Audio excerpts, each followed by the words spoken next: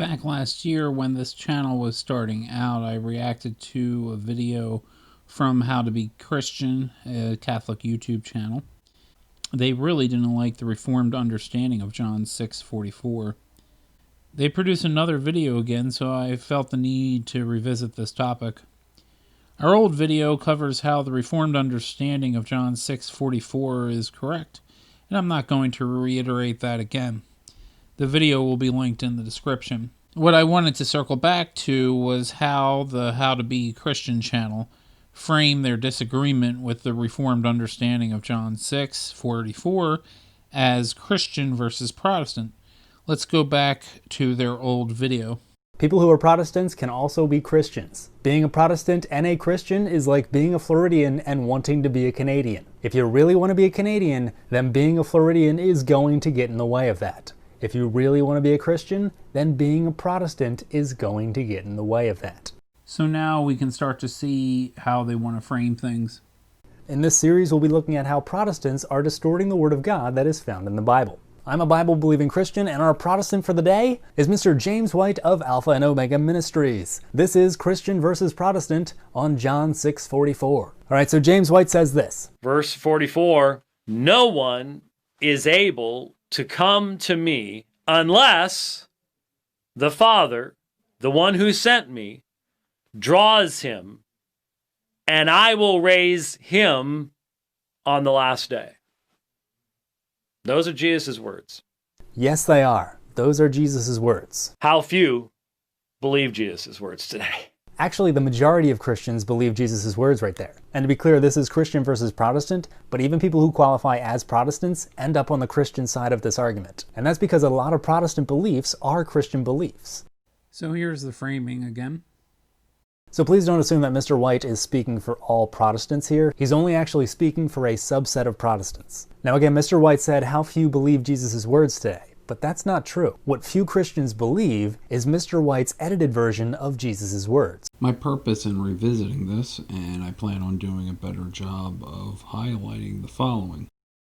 How to Be Christian channel is either ignorant of church history or is hoping you are. I will look at Thomas Aquinas, doctor of the Roman Catholic Church, and show that he agrees with James White, which can be seen in Aquinas' exegesis of John 6. Let's let How to Be Christian summarize their argument.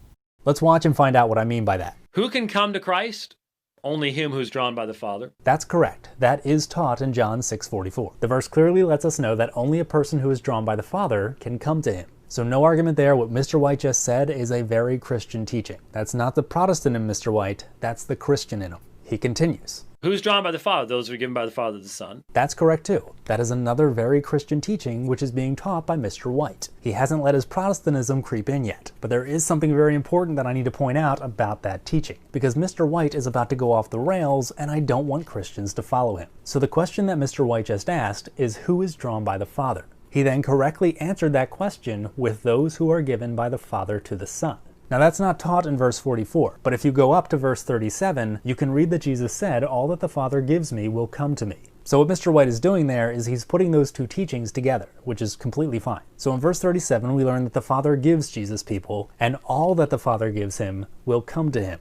And in verse 44, we find out that all those people who come to him can't do so unless they were drawn by him. So at least three things are happening here. God draws people, God gives people to Jesus, and all of those people who were given to Jesus come to Jesus. At no point in there does it say that all the drawn people will come to Jesus. It says all the people who were given to Jesus will come to Jesus. Only the drawn can come, but not all the drawn will come to Jesus. As we will see, the most important Roman Catholic theologian disagrees with us. Our examination will be in Aquinas' commentary on John 6. Aquinas agrees that faith is a gift, and belief is given from God. The Father makes believers adhere to the Son by the gift of faith. Like a good Reformed theologian, Aquinas anticipates objections. You can receive a gift and not use it. How many times have we heard something like that before? Aquinas responds that both faith and the impulse to believe are gifts. Aquinas raises another objection that shows he shares our position. If everyone who the Father gives comes, what about responsibility? Further, in this section, none are lost among those given to Christ through eternal predestination. In other words, the elect are eternally persevered. Aquinas ties unbelief to the statement, "No one can come to me unless the Father who sent me draws him." Verse 44, that's what's in question in our video. That means unbelievers are ultimately caused by their not being drawn. Section 935 makes this really clear as well. Their unbelief, their grumbling, is due to not being drawn. And Aquinas quotes verse 44 again. In section 937, Aquinas is anticipating objections again, because Aquinas understands the text means unbelievers aren't drawn. Aquinas understands that what prevents people from coming to Christ is their not being drawn.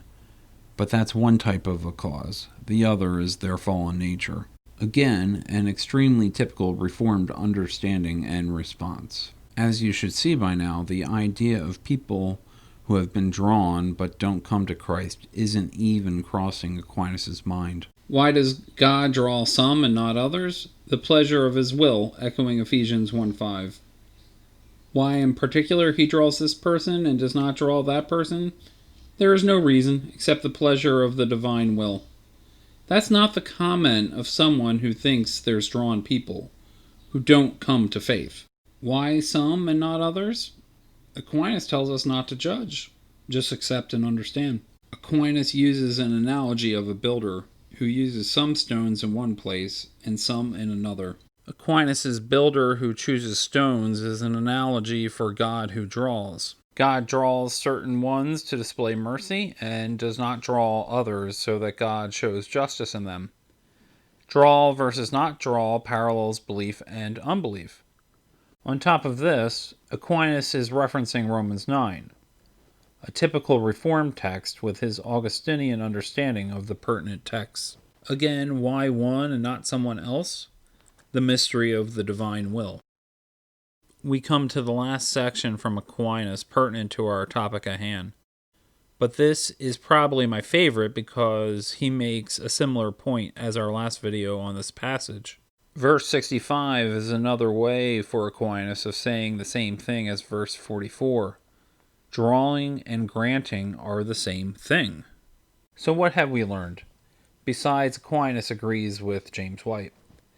If you're Roman Catholic and you're accusing someone of holding to a non-Christian position, maybe consider checking in with past giants like Augustine and Aquinas, major theologians in your own faith tradition. The odds are they'll be doing better exegesis than you.